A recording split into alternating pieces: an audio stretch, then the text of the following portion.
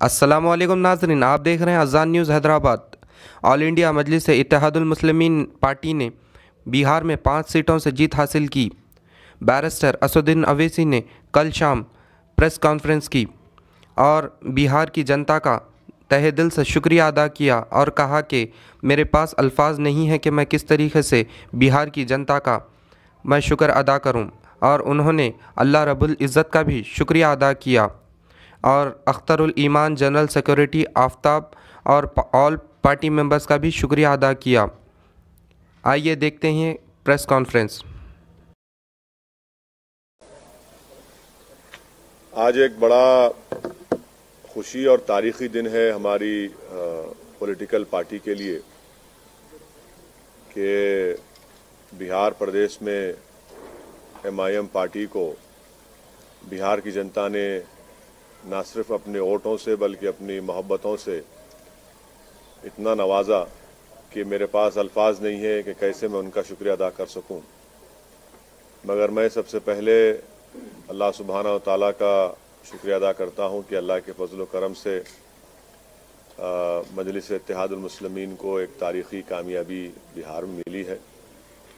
मैं साथ ही साथ जो हमारे बिहार प्रदेश के अध्यक्ष हैं जनाब अख्तरुल ईमान साहब का और जनरल सेक्रेटरी आफ्ताब साहब का, आदिल साहब का और तमाम बिहार के मेरे पार्टी के जिम्मेदारों का शुक्रिया अदा करता हूं कि उनकी बड़ी सख्त जिद्दोजहद और मेहनत रही और उसी मेहनत का नतीजा रहा कि आज हमको एक बहुत बड़ी कामयाबी हासिल हुई।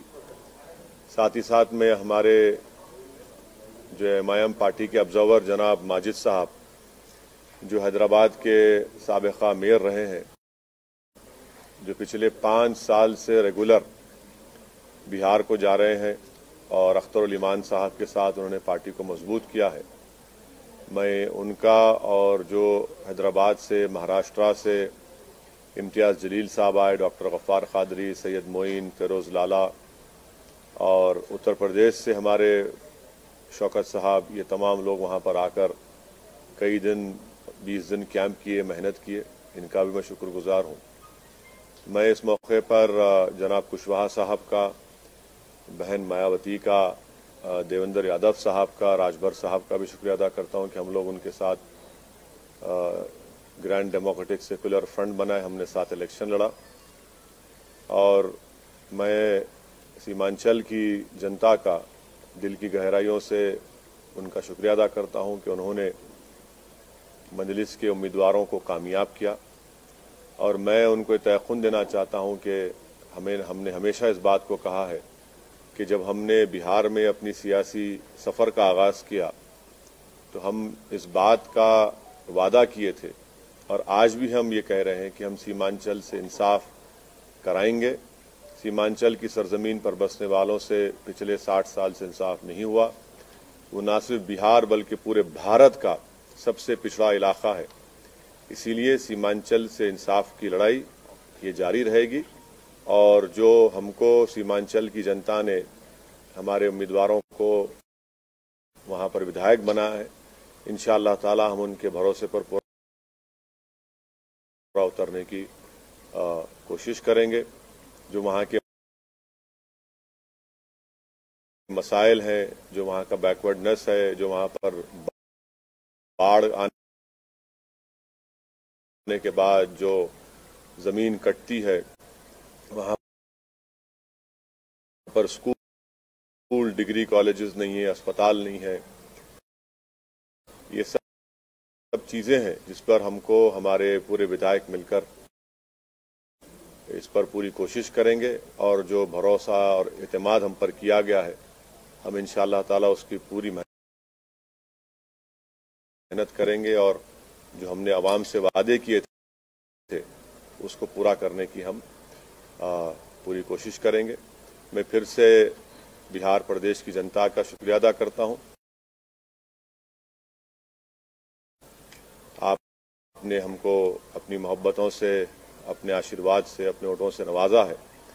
हम 21 कैंडिडेट खड़ा किए थे और उसमें से 5 कामयाब हुए हैं। जहां पर हमको कामयाबी नहीं मिली, हम वादा कर रहे हैं कि हम फिर से वहां पर जाएंगे, क्यों हमको नाकामी हुई, उसकी क्या वजूहात हैं, उसको हम अपनी कमजोरियों को दूर करेंगे और बिहार में हम एक इससे ज्यादा हम एक बड़ी पॉलिटिकल फोर्स बनने की पूरी कोशिश करेंगे।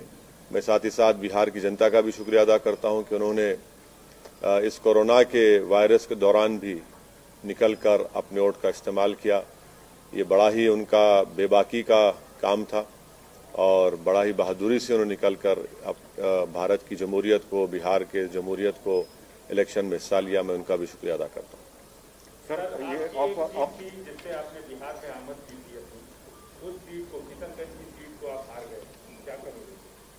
मैंने जैसा कहा अभी कि यकीनन कोई ना कोई कमजोरी होगी, खामी होगी, जिसकी वजह से हमने वहाँ की आवाम का एतमाद हासिल नहीं कर सके। इस पर हम बैठकर बात करेंगे जनाब कमरुद्दीन साहब से और उन कमजोरियों को दूर करेंगे और इंशाअल्लाह ताला हम दोबारा उस सीट को, उस पर कामयाबी हासिल करेंगे। सर, आप तकरीबन 15 दिन वहाँ पे कैंपेनिंग की है और 50 से भी ज्यादा सभाएं की है, तो कैंपेनिंग के दौरान आपने क्या देखा और ये जो नतीजे आए हैं उसको कैसा आंकते हैं सर? मैं वहाँ पर 65 सभाएं मैंने की जनाब कुशवाहा साहब के पार्टी के कैंडिडेट्स के लिए, बहुजन समाज पार्टी के कैंडिडेट्स के लिए और फिर उसके बाद हम अपने पार्टी के कैंडिडेट्स के लिए कैंपेनिंग में हिस्सा लिए। तो हमारा तो मकसद ये था कि हम कुशवाहा साहब को अपना चीफ मिनिस्टर कैंडिडेट बनाकर पेश किए थे। हम तो इस डेमोक्रेटिक सेकुलर फ्रंट के लिए हम मेहनत कर रहे थे। अब तक जो नतीजे आए वो हमारी क्या बोलना चाहिए, हमारी ख्वाहिश के बरक्स हैं, उसका अपोजिट है। अब जो नतीजा है, जो भी है, अब तक जितना आया, अभी काउंटिंग चल रही है, ये तो बिहार की जनता का फैसला है और जमहूरियत में आवाम का फैसला जो होता है वो नतीजा वही निकलता है। तो अब मैं कौन होता हूं जब इतने बड़े बड़े सेफोलॉजिस्ट उनके प्रेडिक्शंस गलत निकले।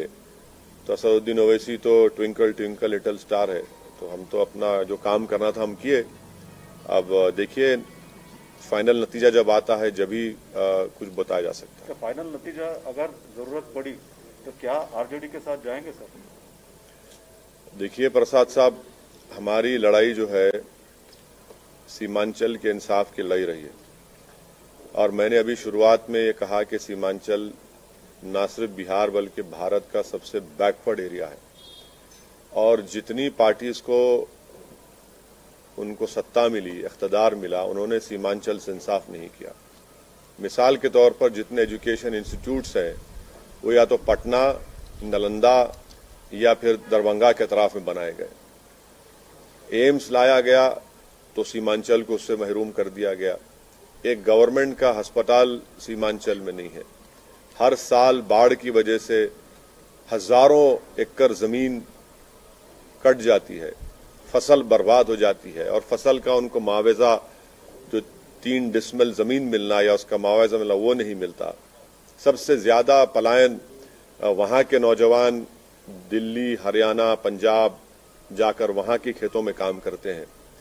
तो इसलिए हमारे लिए सीमांचल का डेवलपमेंट और मैंने आपको याद दिलाना चाहता हूं कि बहैसियते मेंबर ऑफ पार्लियामेंट मैंने एक प्राइवेट मेंबर्स बिल भी पार्लियामेंट में दिया था कि आर्टिकल 371 के तहत एक रीजनल डेवलपमेंट काउंसिल बनाया जाए, जिस तरह हैदराबाद कर्नाटक रीजन में बनाया गया था, क्योंकि जब तक वो बनता नहीं उस इलाके से इंसाफ नहीं होगा। तो सीमांचल के इंसाफ की लड़ाई हमारे लिए बहुत अजीज है, बहुत करीब है और हम उस लड़ाई को जारी रखेंगे। आपके सवाल का जवाब उसी वक्त दिया जा सकता है जब पूरे रिजल्ट सामने आ जाएंगे, किस पार्टी के पास कितने एमएलएस जीते, उसके बाद हम फैसला लेने के मौक़िफ़ में रहेंगे। मगर मैं आपको इतना बताऊंगा कि हमारे जो 5 एमएलएस हैं और हमारे जो बिहार प्रदेश के अध्यक्ष जनाब अख्तर इमान साहब, मैं उनसे भी बात करूंगा, उनसे भी हम लोग बात करके उनसे पूछेंगे, उनका मशवरा लेंगे और उसके बाद जब सामने पूरे नतीजे आएंगे वो देखकर फिर कुछ फैसला लिया जाएगा। अभी इस पर मैं कैसे बताऊंगा? अब देखिए, इफ्स एंड बट्स में मत बात करिए।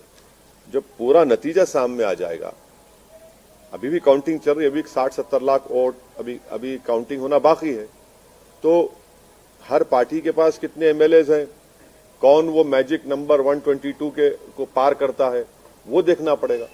इकरार भी नहीं है, इनकार भी नहीं है कि सीमांचल के डेवलपमेंट को लेकर अगर कोई खड़ा कॉमन मिनिमम प्रोग्राम के साथ सीमांचल के डेवलपमेंट को लेकर आपके सामने आता है तो क्या आप उसका समर्थन करेंगे?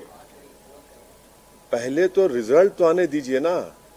देखिए, पहले तो रिजल्ट, पूरा फाइनल रिजल्ट आने दीजिए। साफ है सर, लेकिन नहीं, क्या साफ है बताइए? मेरे तो साफ नहीं दिख रहा, अभी तक तो कोई साफ ही नहीं है। अभी तक तो कोई ये कभी इधर कभी उधर, यकीनन क्लिफ हैंगर होगा, बट नतीजा तो आने दीजिए, फिर बात करते हैं।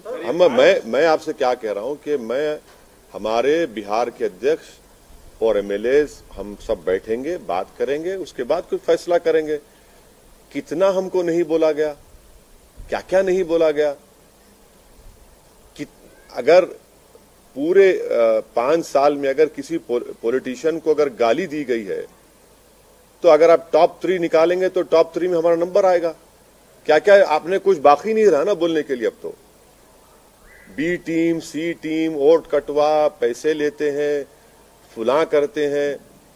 अब हम हेलीकॉप्टर में उड़ रहे तो कहा कि पेट्रोल फुला डाल रहा है, रिजल्ट आ रहे हैं तो कोई कहता है कि देखो इनका एक काम हो गया।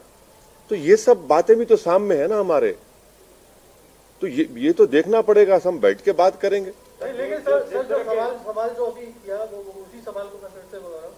सीमांचल का विकास सबसे इम्पोर्टेंट है और उसके लिए सरकार बनाने में कोई भूमिका आप अपनी पाते हैं या सरकार को कुछ इस तरह का सपोर्ट करना, जैसे तेलंगाना में एक व्यवस्था है कि बाहर से सपोर्ट कर देना या उसको समर्थन घोषित कर देना।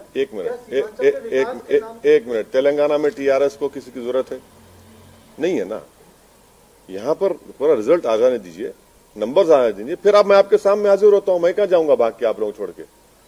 हम तो आपके दरमियान में रहते हैं, जवाब देंगे जब आपको पूरा फाइनल रिजल्ट तो आ जाने दीजिए। फाइनल रिजल्ट आने दीजिए, फिर हम बताएंगे आपको। सरकार बनाने की भूमिका से अभी आप बाहर नहीं हैं। नहीं, अरे देखिए ना कि रिजल्ट जब आएगा जब तो हम आपके सवाल का जवाब दे पाएंगे। आप इस पोजीशन में मुझे बोलेंगे स्पेकुलेट करो, मैं क्यों स्पेकुलेट करूंगा? मैं तो आपके सामने जब